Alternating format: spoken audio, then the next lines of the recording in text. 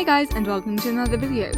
It's the first video of the new year and 2020, so it's the first doll video I've made of the decade. Anyways, for this doll, I just thought it would be a one-off one. Anyways, I'm just here to wish you all a happy new year, and with that, let's just get on with the video. For this doll, we are going to be using a pre-prepared Frankie that I had previously. To start off, we're going to do the reroot and paint her head yellow. This was actually quite easy, since Frankie's skin is quite pale. You only need one layer of paint for it to all stick and be very bright and vibrant.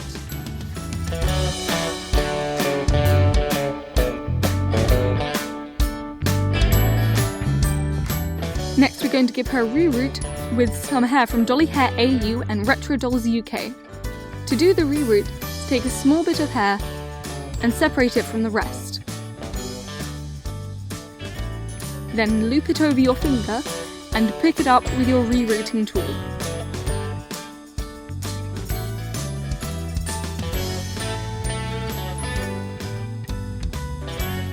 Remove the bit you used to pierce the head from the head and simply pierce the head with your rerooting tool. Ah, that didn't work. Anyways, once you've done the full reroot, which takes a very long time like this, take some glue and put it on the inside of the head so that all the hair stays in. Now into the sock of shame. Spray your doll with MSC and get to blushing. I got some new pastels, so I wanted to do a lot of blushing, so that she could have very vibrant colours and very bright cheeks. It was very fun to experiment with these new pastels, and I can't wait to use them more in future.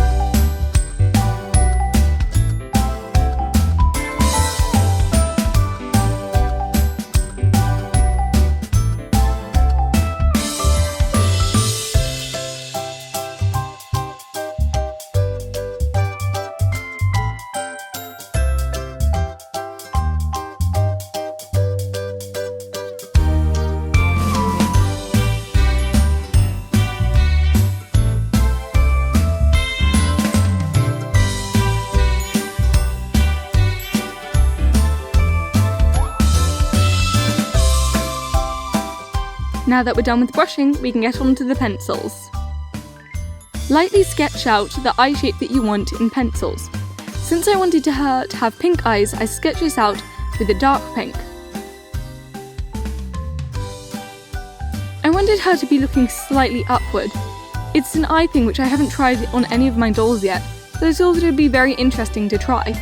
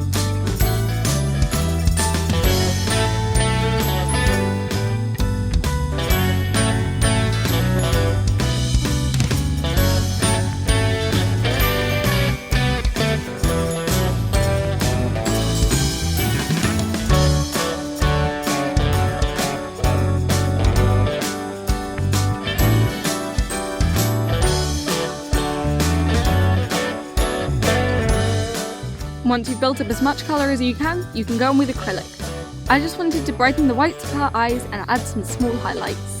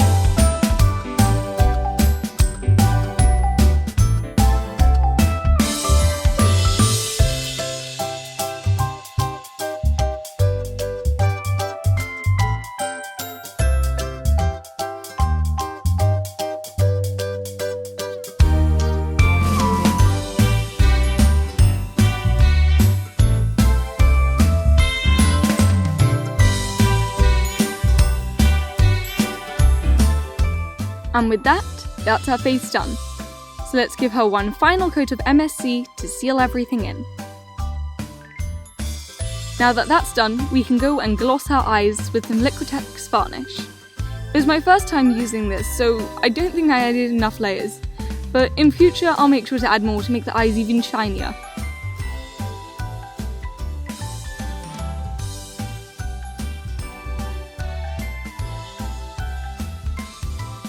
Now to remove her head from the hair burrito. Unfortunately, when doing this, a lot of my pins broke. So I had to get some new pins. I may have a lot, but still.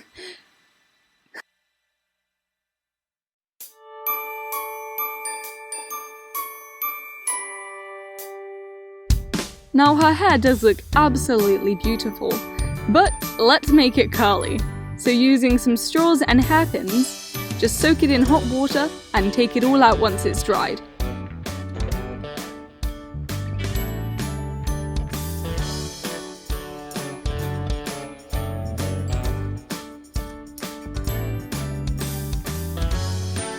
Now, halfway through this project, I decided that I wanted to do something different with this doll. I wanted to make her into a creepy zombie. So we're gonna be doing that now. I secured all of her hair out of the way and cut out a section of her head so that I could make a kind of brain-looking thing.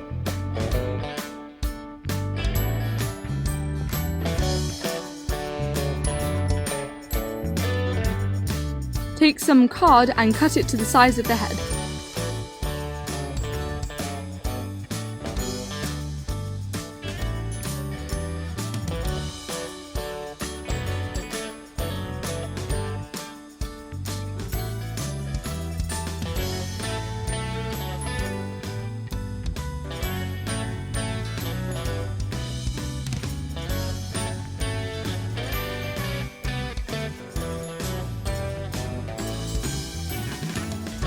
Now that you've got your shape, sauce it to the inside of the head. Now we can go in with our epoxy sculpt. Mix both parts A and B in equal parts. I then rolled it out into a long noodle and kind of laid it in to look like a brain. This bit was surprisingly difficult because some bits looked like a brain, other bits didn't, and I just had to keep on going back in, until I eventually got something that looked like a brain. I had a spare bit of epoxy and I didn't know what to do with it, so I decided that we could make her have some body mods. So have a bigger chest and wider hips. I also made some small teeth marks on her neck.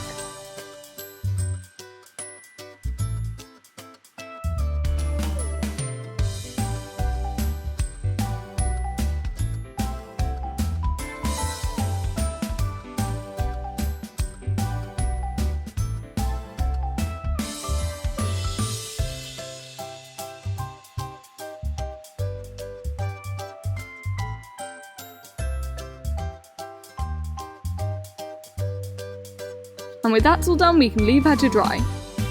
I also used this opportunity to give her some more yellows and greens to make her look more zombie-like, and I painted the brain red. Now, time to remove the head from the burrito again. Hopefully none of my pins break this time.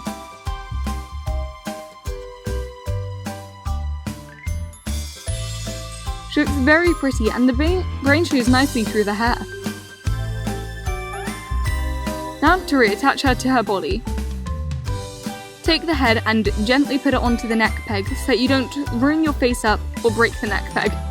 This can be a bit difficult and I'd recommend heating up the head with a hairdryer, unlike I did here. Now that that's done, we can move on to the next thing. Trimming off all these loose ends. They just didn't look right, so I leveled it out with my fingers, brushed it out, and just took a pair of sharp scissors and cut away the tips which were uneven.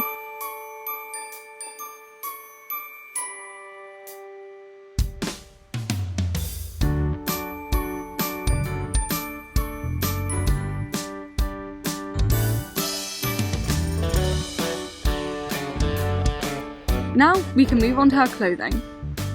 For the jeans, I use these old jeans from my stock box of clothes. They fit her very nicely. But for the shirt, we're going to be making her a pale pink cropped top. To make a pattern, I covered her in masking tape, and then I simply cut it away. It gave us a very nice shape, and I could use it nicely to make a pattern.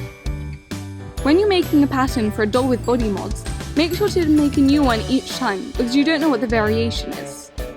Anyways, on to sewing the shirt. I didn't leave much of a seam allowance here for myself, so I made my job unintentionally difficult.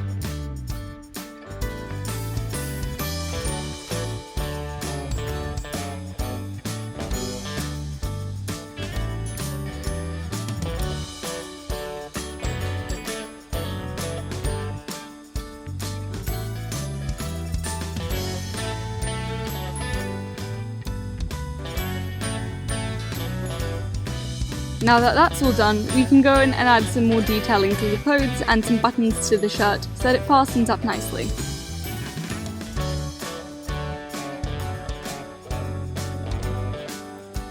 Now we can add some more detailing.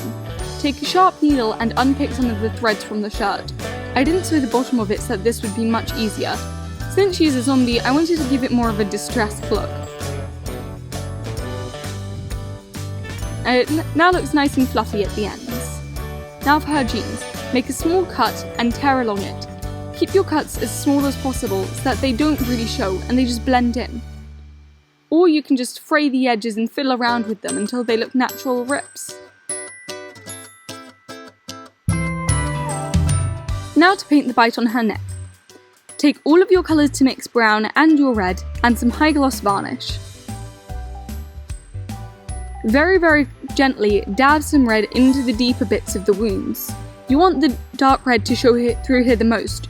The rest you want it to mainly be different browns and whatnot.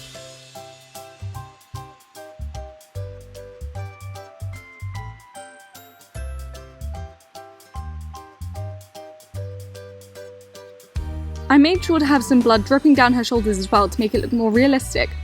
I also made her 2 small paintings, and with that, she's done.